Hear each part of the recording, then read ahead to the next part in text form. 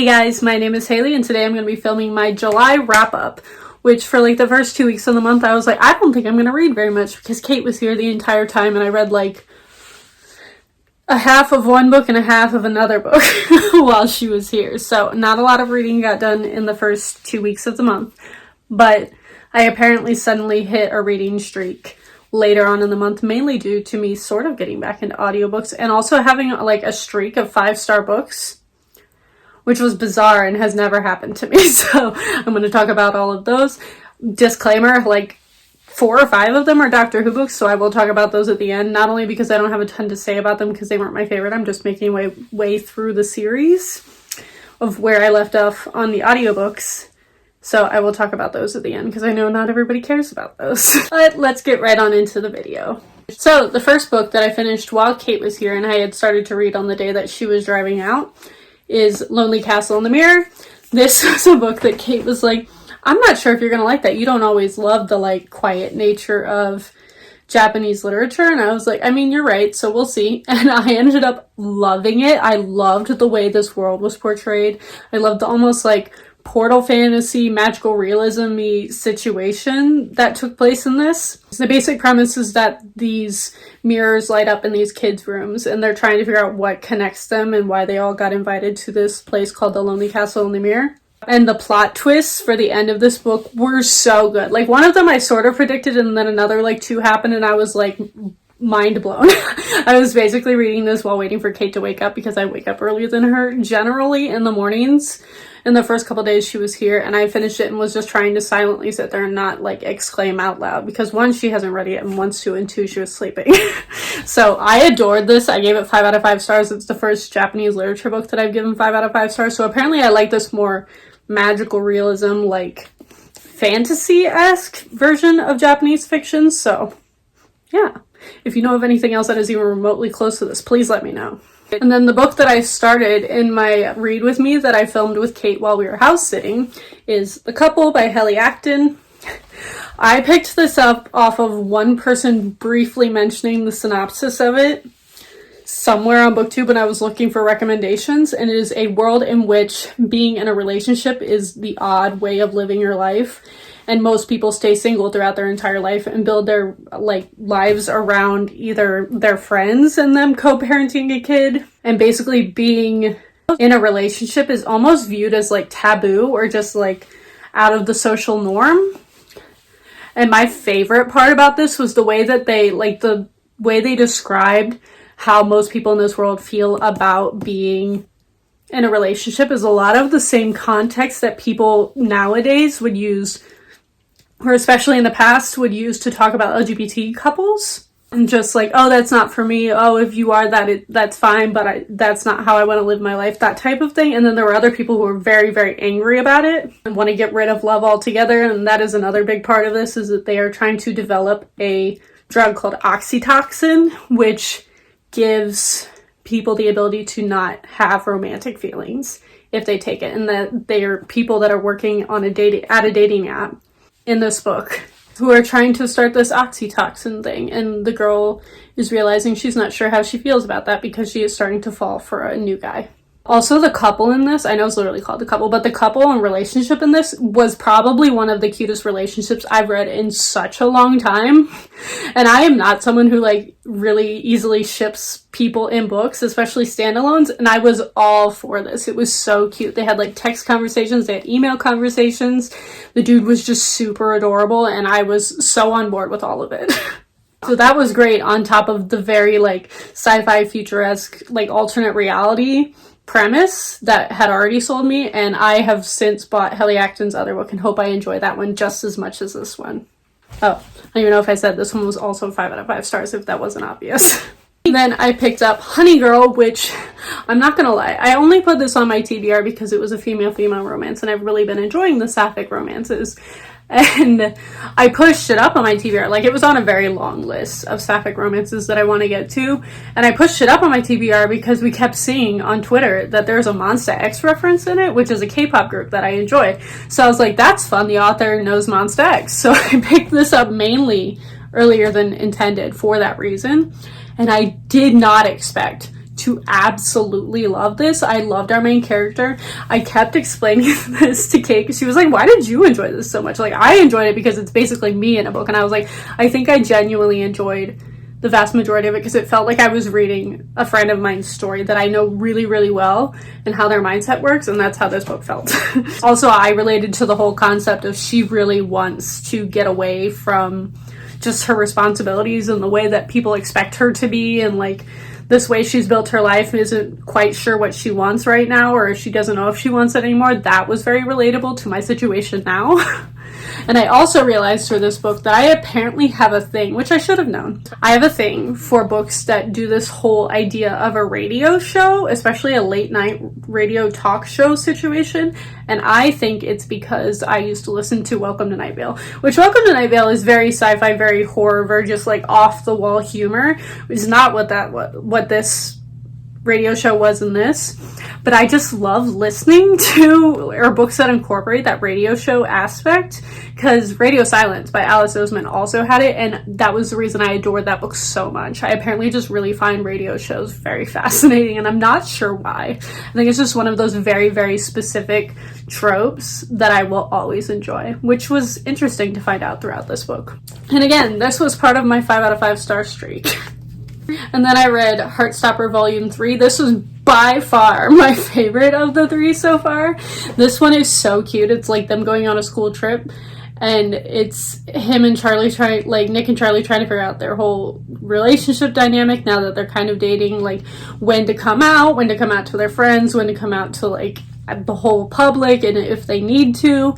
And there was also this really cute side plot of like the teachers that I thought was adorable, which I'm not going to spoil, but I thought it was so adorable. And I just found the whole commentary around this situation of like, who do I room with if I'm attracted to boys? And like, because the whole thing, especially in like Christendom and like schools, especially when I was in it, is that you have boys room with boys and girls room with girls. But what happened, and the whole idea is to make sure nobody like has sex on a school trip.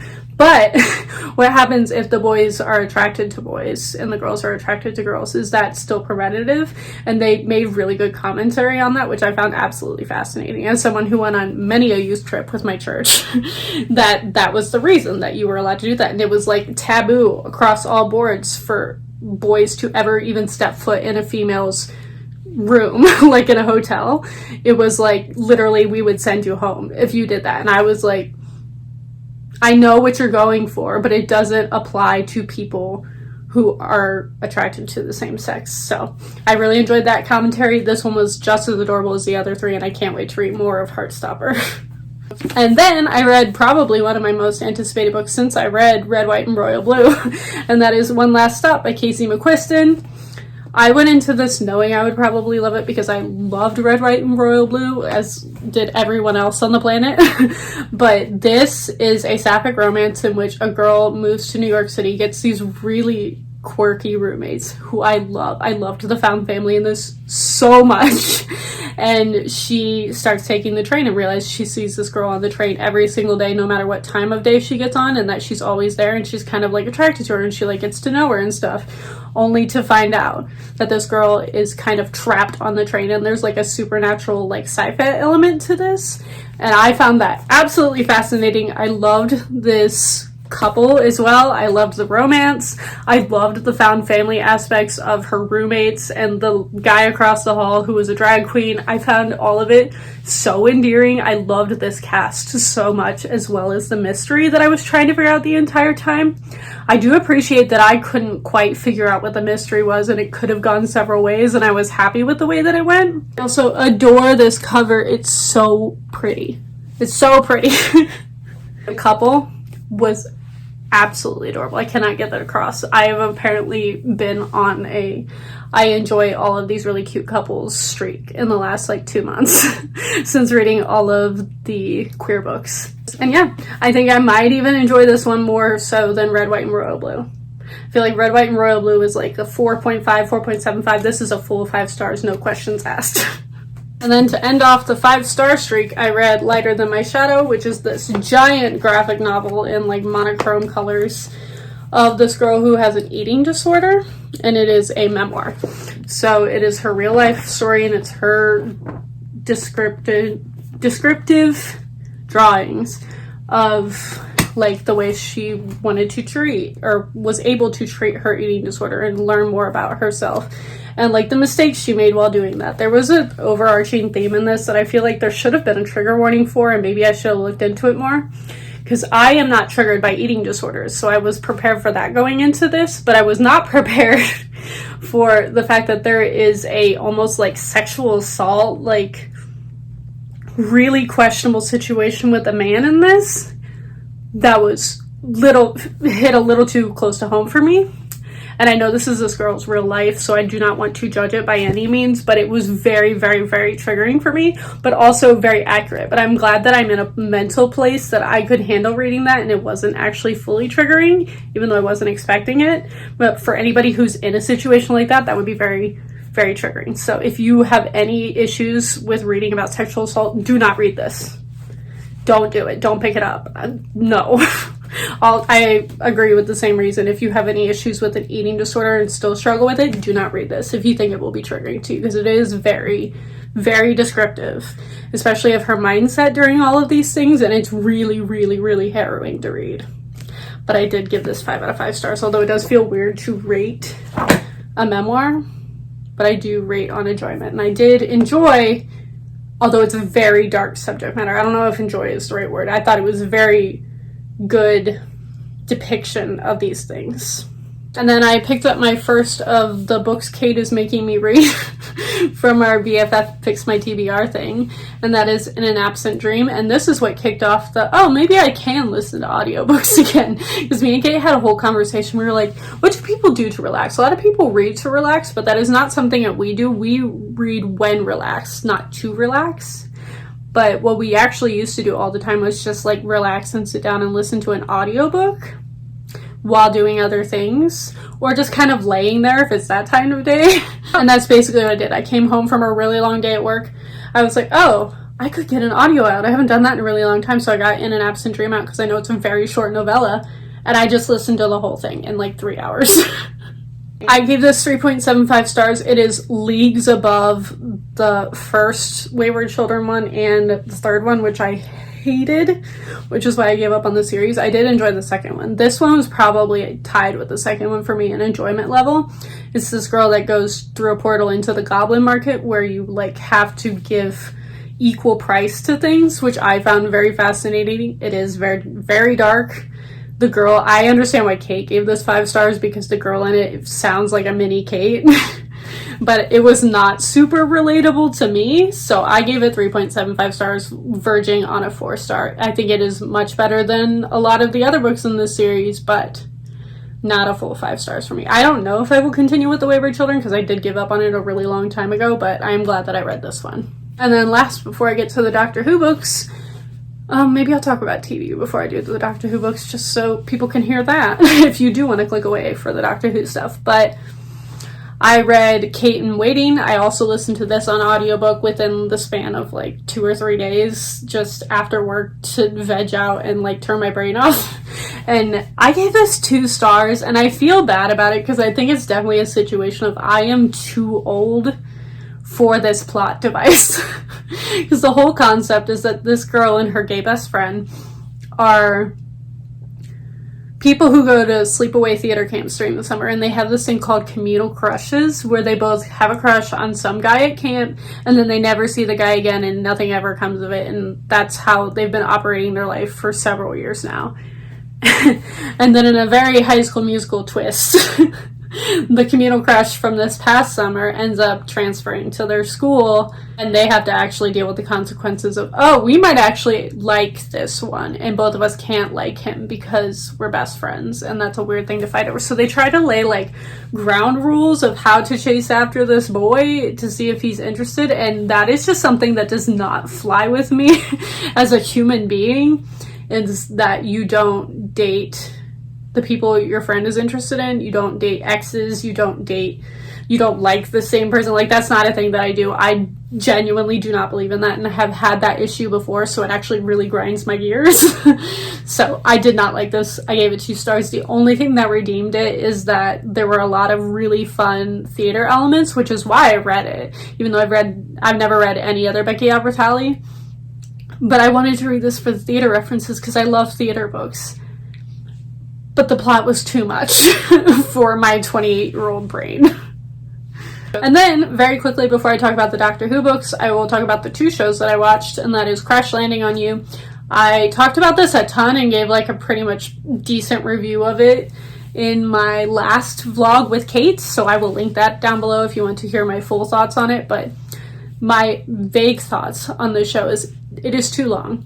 The episodes are too long. They're like an hour and a half to one of them's like literally 2 hours, which is no, that's a movie. That's not a TV show. Even with K-dramas that are relatively long, they're at least an hour. This was ridiculous. And there were so many plots that it was impossible to keep track of things. And we were binging it, so we weren't forgetting anything, like, big. So the fact that I still couldn't keep things straight when binging it was a problem to me. Although I will say, I give this like a 3.5 stars if I were rating it the way that I would rate books. But if we're talking about the group of people that she meets in North Korea, I would 10 out of 10 watch a sideshow spin-off of just her and those people.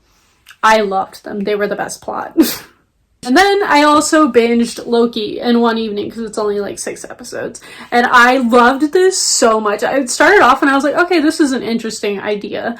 I like it. I can't really talk about specifics because everything in Marvel at this point is a spoiler almost. But I love Tom Hiddleston. He's probably one of my favorite people in the MCU as Loki. And this was no exception to that. I kept saying this entire little mini series felt like an episode of Doctor Who that was more like dragged out and like built upon. And then we hit like episode 5 and there were literally like 2 or 3 people from Doctor Who that I knew. And I was like, that makes perfect sense to me. So I'm loving that all of the British Doctor Who actors are slowly infiltrating the MCU, which is fantastic. Yes.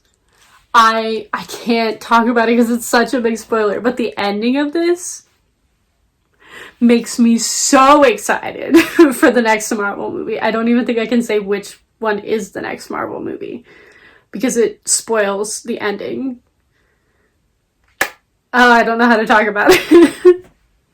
But it sets up the groundworks for my most anticipated Marvel movie. And I'm so excited. And then, yeah, if you don't want to hear me quickly run through the Doctor Who books, goodbye. I hope you all enjoyed this. Leave any comments down below that you have to talk about any of these books if you've read them. But getting into the Doctor Who ones, I basically have had 3 or 4 like full audio sets of like almost 10 books each on Audible for months now that I got and paid for back in like January and December. Thinking I was going to listen to audiobooks this year and just didn't. So I decided to go back and where I left off in the Doctor Who audiobooks, which was right after Rose, so we are on Martha and 10 stories right now. So I started off with The Sting of the Zygons. I gave this a 2.75 stars. It was fine. It wasn't that memorable, and I don't like the Zygons as a villain, so there was that. Then we did The Last Dodo, which I gave 3.5 stars. This is a very, very solid, like, average Doctor Who episode. I enjoyed it. Again, I should probably preface this with the fact that Martha is not my favorite companion. She's actually my least favorite of all of the companions. So, and it's, again, maybe it's because she came after Rose. I feel like that's a lot of the reason why people didn't like her, because I don't have a problem with her as a character. I don't dislike her, but she is my least favorite out of all the companions that we've had in New Who. So, again, I'm not going to love these ones as much as I love the Rose ones, probably, unless it's a really interesting plot. And then I listened to Wooden Heart. I genuinely could not tell you what this was about. I think I gave it a 2 stars, but it probably should be like a 1.75 star because I don't remember anything. That's how forgetful it was. And then I listened to Forever Autumn. I really like this. It's very spooky, creepy Halloween vibes of like these like demon things that come. So fast-paced, so fun. Loved the mystery. I gave this a solid 4 stars. It's been my favorite Martha story so far. And then I just finished listening to Wet World, which is this planet that people are colonizing that is 90% water, and there's something in the deep dark depths that we don't know about, and there's like these really smart otters that are like natural to this habitat. Those were really cute. I gave this 3.75 stars. It was also very, very fun. And yes, that is everything that I read this month. I think it was like 13 things, and I watched 2 whole shows, one being the longest show in existence and the other one being pretty short. But yeah, that's everything I've read. Let me know what you read this month in the comments down below. Thank you all for watching, and I will see all of you guys next time.